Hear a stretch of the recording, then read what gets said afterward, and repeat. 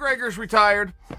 I mean, I got to tell you, for a guy who wants to fight Floyd Mayweather, he sure spends a lot of time copying Floyd Mayweather. I can't think of anybody with more arbitrary, meaningless retirements than Floyd, but Conor sure is coming in close. I have to tell you guys, and I say it fairly lighthearted. I mean, in all fairness, I suppose there's two ways to look at it. Is he really retired, or is this just something he said? Let's start with the is he really retired? If that were true, I would feel a blow. I would sincerely miss Conor.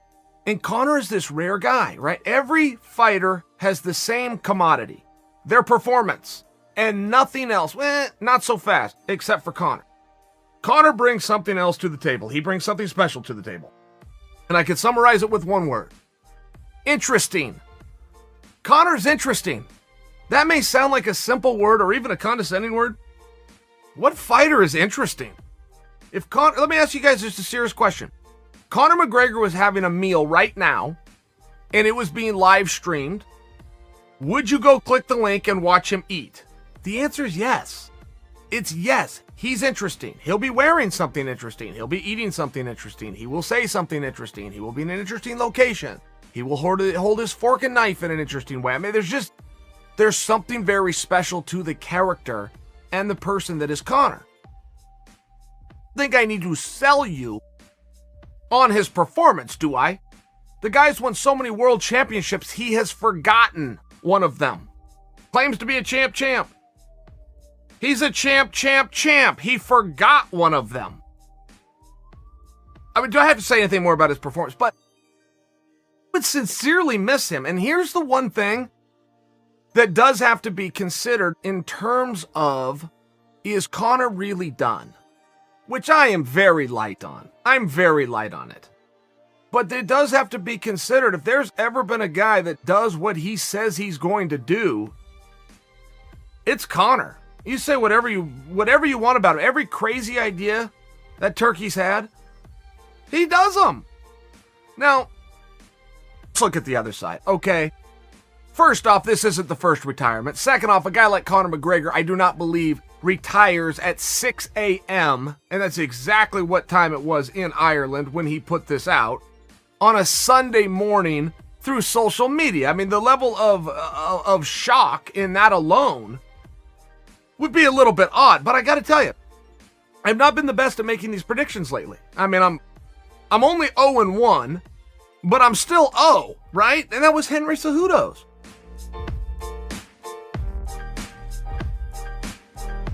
But I think that Masvidal is the most dangerous for two reasons. Number one, in the past, this is not new, by the way. Like, we've seen people openly feud with the UFC. I remember when Randy Couture did it back in 2007 and tried to get Mark Cuban involved. He wanted to fight Fyodor Emelianenko, all that stuff.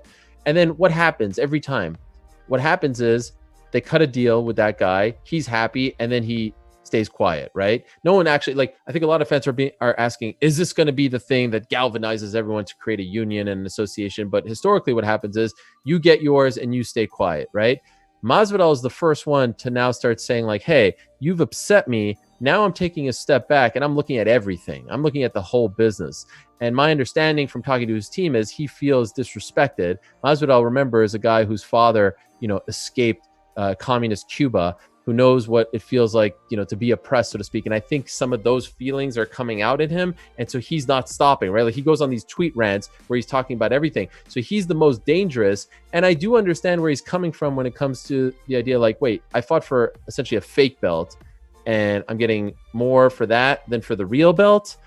How does that make sense? Now, one is happening in the midst of a pandemic. One happened at MSG. There's the gate stuff that we just talked about. But I understand his gripe as well.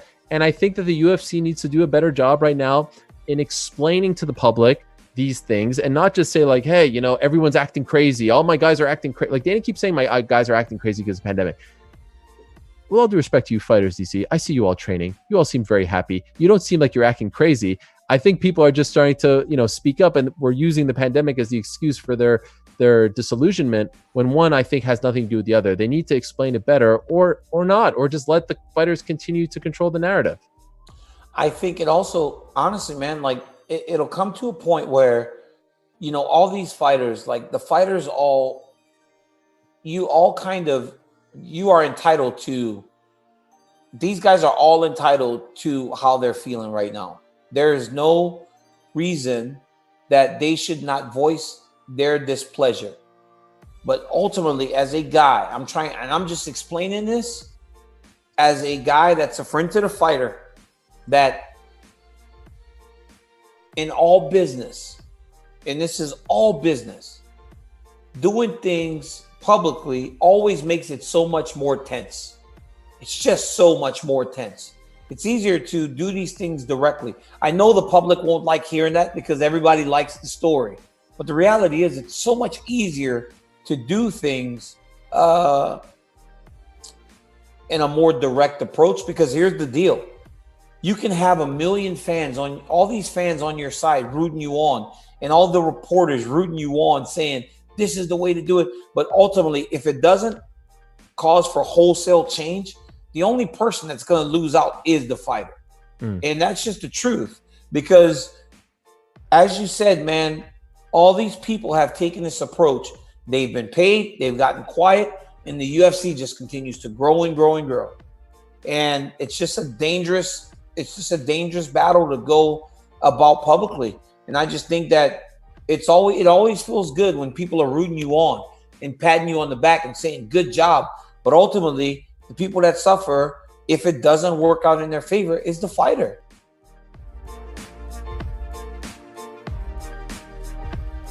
But then when I spoke to him, I realized the guy's just frustrated. He's watching other people fight in empty arenas. Like, hey, can you just get me a fight?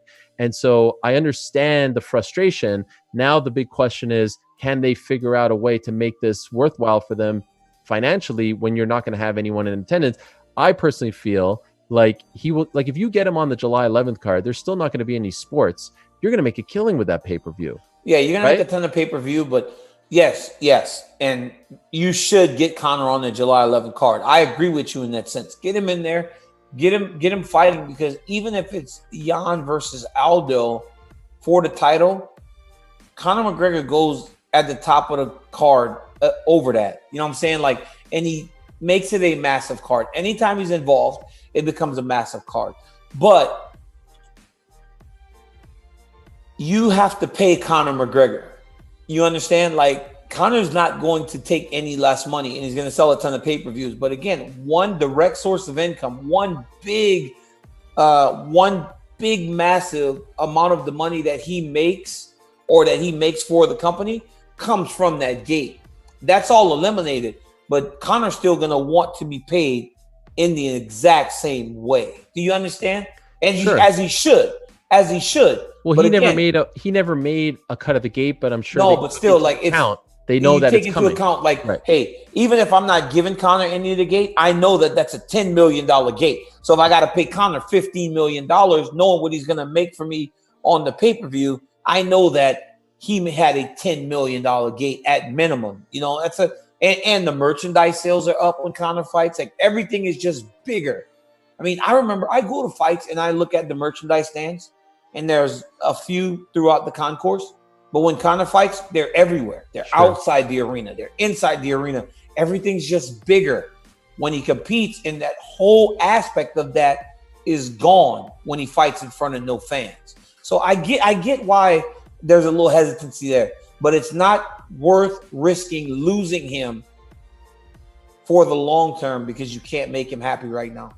Yeah, and we're seeing this in boxing too. Like Terrence Crawford said, hey, I don't want to fight now. I want to wait on the sidelines until the fans come in, because in boxing the model is different, right? You can, and they get paid on all that. Yeah, they get paid on all that, but it's kind of the same thing because Conor plays by a different set of rules. Yes, my main thing is, I wish he didn't use the R word, right? Because I think what he is saying is legitimate. Like, hey, I was out, I want to fight, and you have a hungry Conor wanting to fight, motivated. You gotta figure it out. You got to make it happen. Again, it's not worth the penalty if he's gonna walk away. It's not worth it. You know, you got to make it work for him.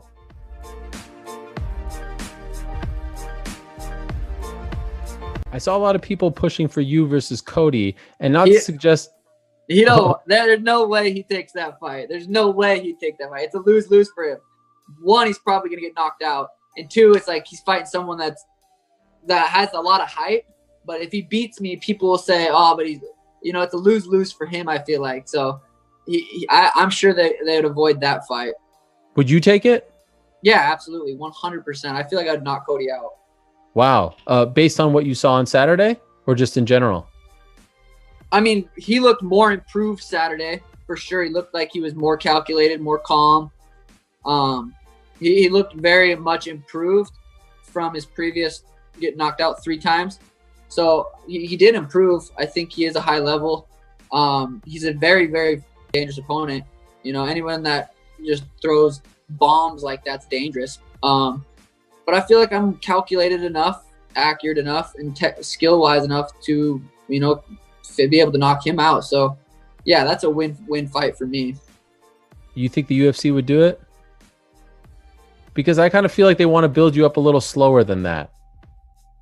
Yeah, I mean, they probably do. It's tough being in this situation, being like, I want to fight. I'm a fighter. I want to fight. I want to keep fighting. I'm healthy. But yeah, it's still a business. We gotta, people can't really talk. I fought Eddie Wineland. I'm a gangster. He's a badass. He's a legend in his own right. So it's not like they're giving me easy fights. Jose Quinones wasn't an easy fight. He was 6-1 in the UFC or something. So I'm fighting good. They're not giving me guys to go out there and wax. But yeah, I think they'll probably try to take it more slow, and they're probably like, I don't know, but we'll see. I honestly don't know.